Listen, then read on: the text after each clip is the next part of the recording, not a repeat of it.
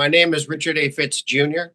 I am a Gold Star son, or the only son of my father, Richard A. Fitz Sr.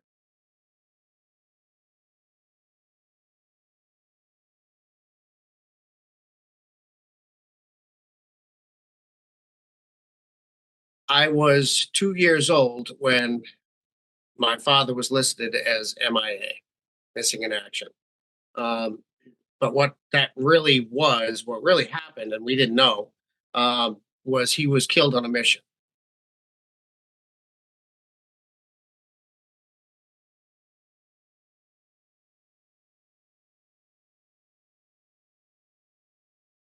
My grandparents on my father's side were highly involved in this whole deal. They were like probably some of the early figureheads in the POW MIA movement because of the situation. Now, did I know my father was a Green Beret? Yes. Did I understand the magnitude of that? No.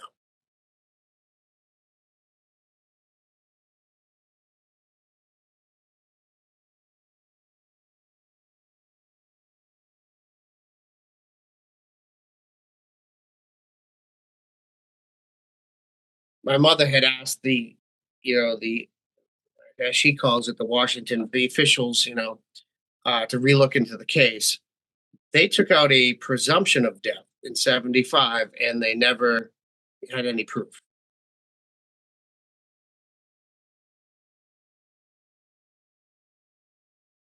21 plus years later, I get a call from the Pentagon and saying they discovered the site and the remains, and they were, excavating the site, and they were going through to try to identify those. Um, but of course, that was technically it was declassified. Um, on paper, though, it took about 30 years.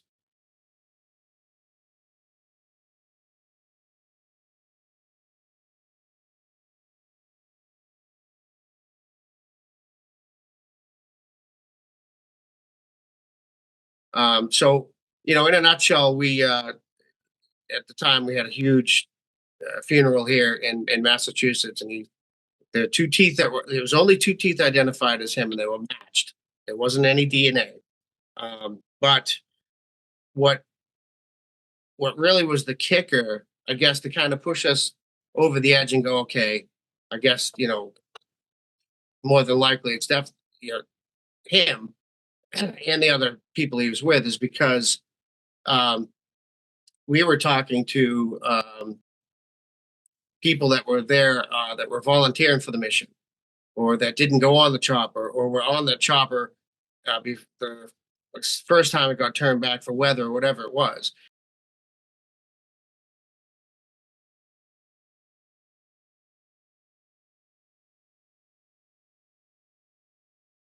When they went in, again, it was supposed to be a half day mission, which is nothing for them.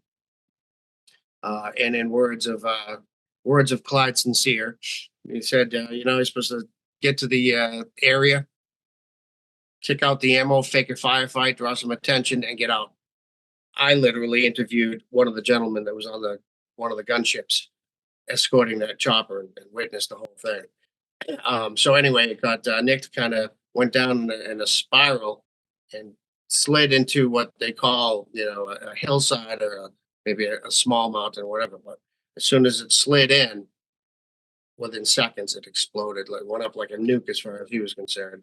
And the he said it was probably he can only speculate that it was probably the rigged ammo that was on board, and there was a lot.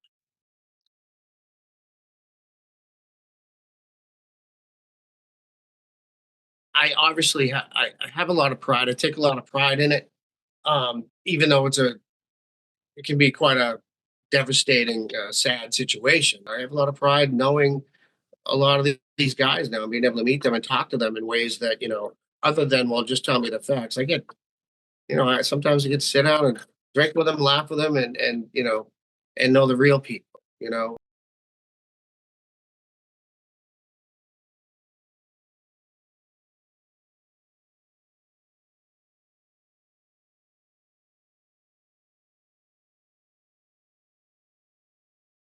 I smile when I think about it because so many things like this have happened when I started doing my film, and then all these other things that sometimes it's almost like something's pointing you in a direction that you can't figure out who's doing it or what, somewhere else, you know.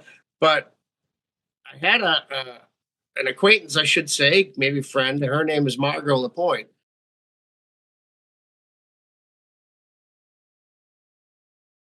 and her, I think it was her younger brother or older. I can't remember if it was older or younger, maybe older. But way back in the day, he did a report for school on my father.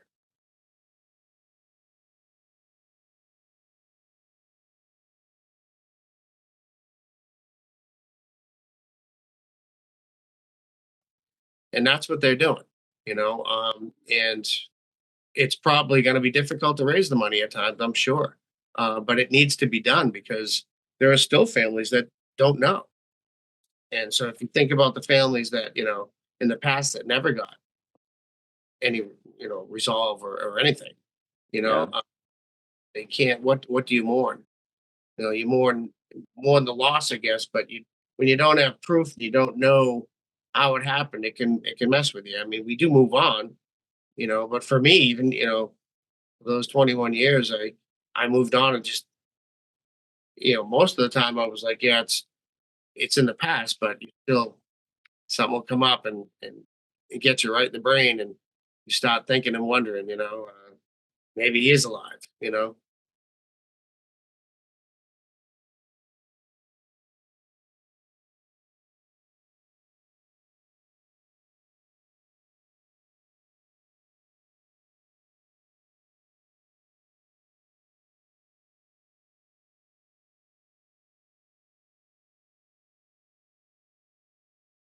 I think it's needed, it's necessary.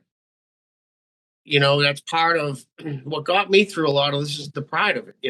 When I really found out what the level of what my father was doing, um, that in itself was, I had to grow into. You know what I mean? And I'm growing into it at starting at 23.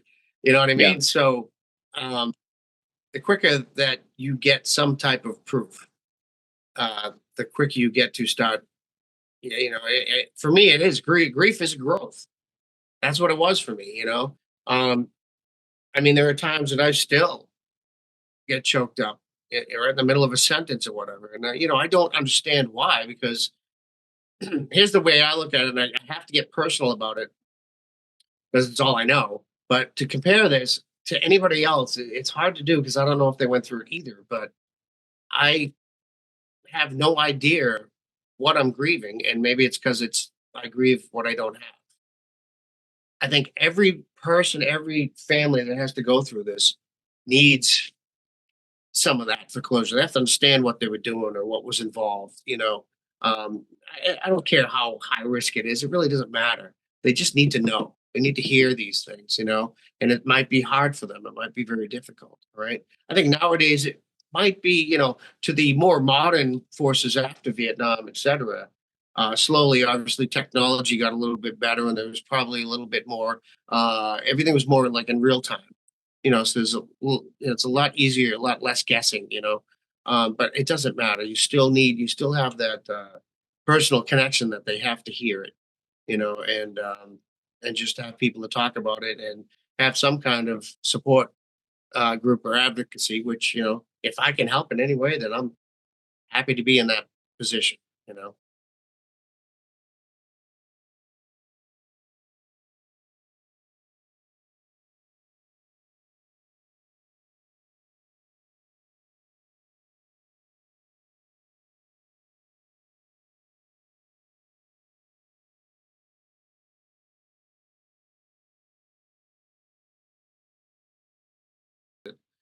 There's a section in there where this will blow your mind. My father had sent a Father's Day letter home to his dad when he was in training, right before he went overseas. He had just earned his Green Beret, and the whole letter goes through the whole thing about how he had pinned his wings on his father earlier when he got his jump wings, and his father said, "What I really want is your Green Beret." And in the letter, he said, "You'll have to earn it yourself." And well, at least that's what he told him before he wrote the letter. And in the letter, he actually, now keep in mind, he's recording himself reading the letter on one of those old tiny first cassette players, little realistic or whatever it was, little, and he's telling him all this in a letter, and he said, what I really thought was probably the best gift was my beret, and he sent it home to him as a gift. Just hard to catch me. So that that was a lot of work because we actually had the tape, and it was horrible. We went 3 stages of restoration with it, and it came out incredible. I let my mother hear the first version of it. She was, oh yeah, it kind of sounds like your dad, I let her hear the last one finished. She was in tears. That's a very, very powerful segment in that film because it really is the only tangible thing, my father's voice, that we have left. And when he reads through that letter, it's eerily, it's almost like he knows. You know what I mean? He doesn't say it, but it's almost like he knows. And Mm. that is one of obviously one of the highlights of the film. So that was, I'm proud that I was able to uh, preserve that, especially in this format. I kind of separated myself from it, and I think I was lucky I could do that because it would have never got done if I couldn't separate this from the job. And when it was done was, that's when I finally started getting some really heavy emotions. Because it was kind of the work was done. I can breathe now and let myself kind of watch it and look at it. And, it's kind of odd being as emotional about it when you're watching yourself on the screen, but it's my story. It's our story. It is what it is. Those are the cards we were dealt.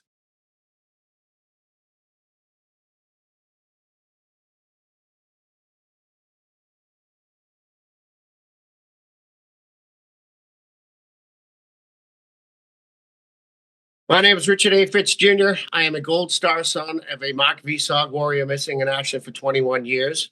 I want to thank you, and I'm proud to be on the advisory board for Tours of Duty. And again, thank you for your support, and anything you can give would be greatly appreciated. Thank you.